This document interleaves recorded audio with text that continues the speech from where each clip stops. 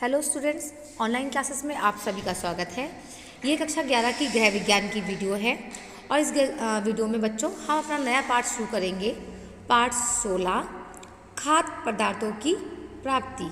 तो चलिए आज की पढ़ाई हम शुरू करते हैं और उसके लिए अपनी किताब को निकाल लीजिए। पेज नंबर है 141, पाठ 16 खाद्य पदार्थों की प्राप्ति।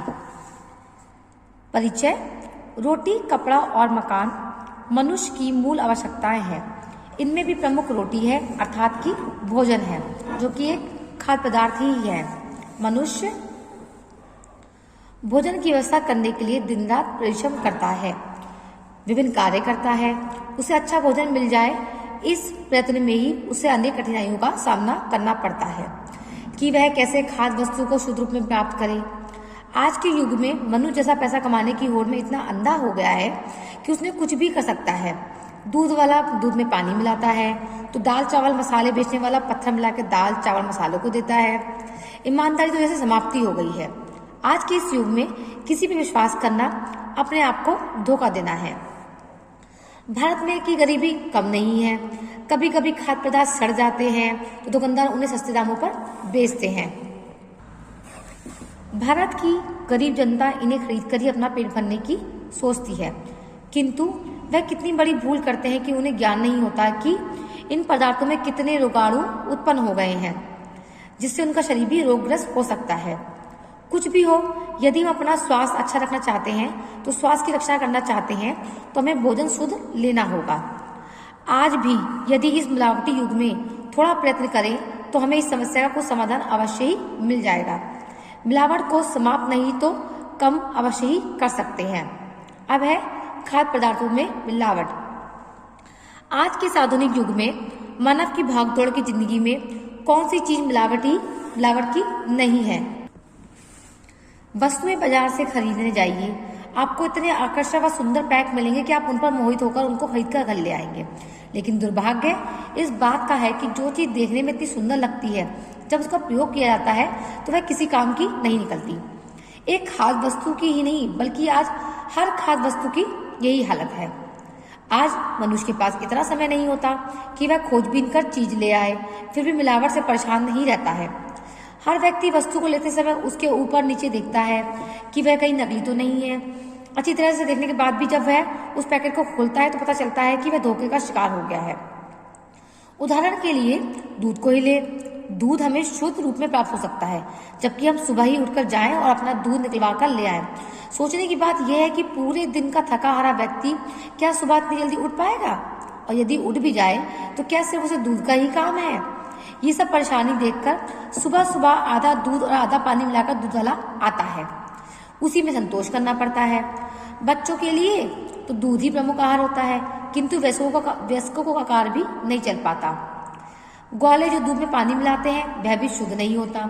इसके अतिरिक्त गंदा स्थान, गंदे बर्तन, मक्खी मच्छर, इनका भी दुष्प्रभाव होता है। इस स्थिति में स्वास्थ्य कहाँ तक सही हो सकता है। आजकल दूध और घी की मिलावट के बारे में समाचार पत्रों में भी मिलता रहता है। घी, मक्खन इत्यादि में भी मिलावट पाई गई थी, लेकिन मिलावट का प्रतिशत राज्यों में अलग अलग था। मसालों में भी मिलावट कोई कम नहीं है। इसने जितने भी पिसे मसालों में मिलावट पाई जाती है, मसालों का 46.8 के लगभग मिलावट का पता लगाया गया है। हल्दी, मिर्च, खटाई, पिसा धनिया, गर्म मसालों इत्यादि में दुकानदार आराम से मिलावट करते हैं। चाय, कॉफी, कोको में मिलावट कम नहीं है। इनके पैक के ऊपर तो स्टैंडर्ड कंपनी मोहर लगा दी जाती है और ऊंचे दामों पर बेची जाती है। घी, तेल में मिलावट कम नहीं है। तेल का वजन बढ़ाने के लिए तेल निकालने के बाद खल को बारीक कूटकर तेल में मिला दिया जाता है, या घटिया तेल व रासायनिक अन्य पदार्थ मिला दिए जाते हैं। तेल की मिलावट से अनेक बीमारियां हो जाती हैं। कुछ दिनों पहले खोज से पता चला कि तेल की मिलावट से कैंसर भी होता है। श्रृंगार सामग्री में मिलावट का तो कुछ कहना ही नहीं। घटिया चीज पर स्टैंडर्ड कंपनी की मुहर लगा दी जाती है, लेकिन प्रयोग करने पर कितनी मिलावट है पता चलता है। खाद्य पदार्थों के अलावा दवाओं में भी मिलावट हो जाती है। मुंबई में एक फर्म के अंदर तैयार कैप्सूलों में नाखूनों और तारों के छोटे छोटे टुकड़े प्राप्त हुए हैं।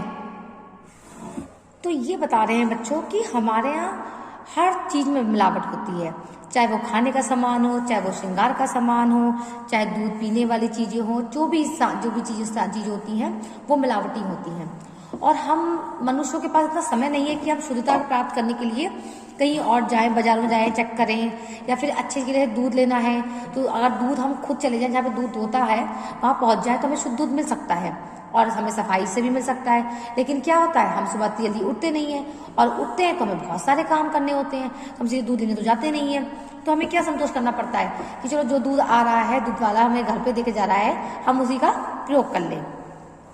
अब है खाद्य पदार्थों की प्राप्ति के स्थान।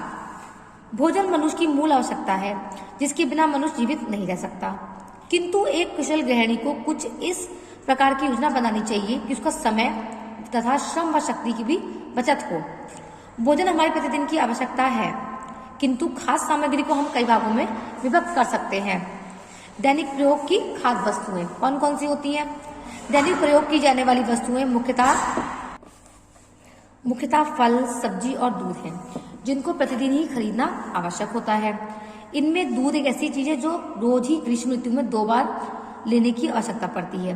यदि फ्रिज घर में हो तो दूध को 2-3 दिन तक चला जा सकता है। सब्जियों को भी इकट्ठा खरीद कर रखा जा सकता है। बनी हुई सब्जियों को भी 2-3 दिन तक रखा जा सकता है। लेकिन फ्रिज की व्यवस्था नहीं हो तो प्रतिदिन प्रयोग में लाई जाने वाली वस्तुओं को रोजाना ही सस्ती व अच्छी वस्तु प्राप्त होने वाली जगह से वस्तुएं खरीद कर लानी पड़ेगी।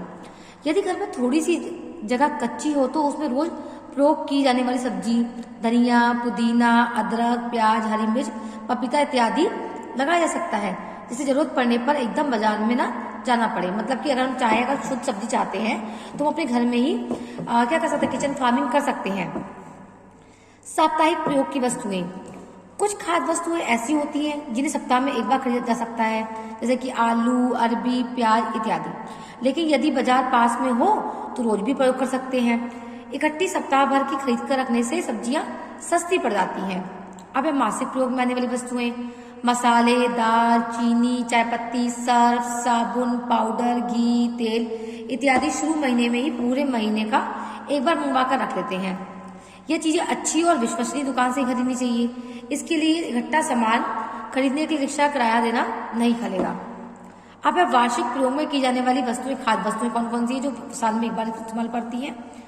प्रत्येक वस्तु फसल के समय सस्ती होती है। यदि आर्थिक परेशानी ना हो तो प्रत्येक गृहिणी द्वारा कुछ वस्तुएं पूरे साल भर के लिए रखी जा सकती हैं, जैसे कि चावल, गेहूं, उड़द, मूंग, अरहर, मसूर, चना, मक्का इत्यादि। ये सभी वस्तुएं फसल के समय सस्ती होती हैं, इसलिए इन्हें खरीद कर रख लेना समझदारी होती है, किंतु इनके रखने में बड़ी सावधानी बरतनी चाहिए, अन्यथा ये सब खाद्य वस्तुएं खराब हो सकती हैं। इससे लाभ उठाने की जगह हानि का सामना करना पड़ता है। करेला, आम, नींबू, मिर्च, गोभी, गाजर इत्यादि भी फसल पर बहुत सस्ते दामों में मिल जाते हैं। इनका अचार डालकर पूरे वर्ष भर इन सब्जियों का आनंद लिया जा सकता है और पूरे वर्ष भर इन सबको प्रयोग कर सकते हैं। यानी कि अगर हम समय पर ध्यान रखें, अगर हम आज जिस समय रखें कि जिस समय उसकी फसल होती है, जिस समय वो बहुत पैदा होती है, उन चीजों को कर लेंगे तो ज्यादा हमारे लिए महंगी लेनी नहीं पड़ेगी और उसके पूरे साल भर उसका आनंद भी ले सकते हैं। तो स्टूडेंट, आज की क्लास में मैं आपको बस इतना ही करवा रही हूँ, और नेक्स्ट वीडियो में आपको उसके आगे का लेसन में पढ़ाऊंगी। जैसे गंदे व दूषित खाद्य पदार्थ है वो आपको आगे वाली वीडियो पढ़ाऊंगी। तो आप क्या करेंगे, आपका काम जो है कि पहले तो लेसन पढ़ेंगे, उसके बाद में आपके दैनिक प्रयोग में जो जो वस्तुएं की जाती हैं उनका एक लेवल डायग्राम बनाएंगे अच्छी तरह से आप, ठीक है। और जो आपकी मासिक वाली सब्जियां हैं, मासिक वाली जो सामान खाद्य पदार्थ है, साप्ताहिक वाला है और वार्षिक वाला है, इनको अलग अलग दिन के नाम आप लिखेंगे कि कौन कौन सी चीजें जो साप्ताहिक लेते हैं, कौन सी मासिक में इस्तेमाल की जाती है, कौन सी वार्षिक में इस्तेमाल करने वाली चीज होती है, उनको आपको अलग टेबल बना के लिखना है। तो बच्चों, आज की वीडियोस में बस इतना ही। हम लोग फिर नेक्स्ट वीडियो मिलते हैं, तब तक के लिए बाय बाय।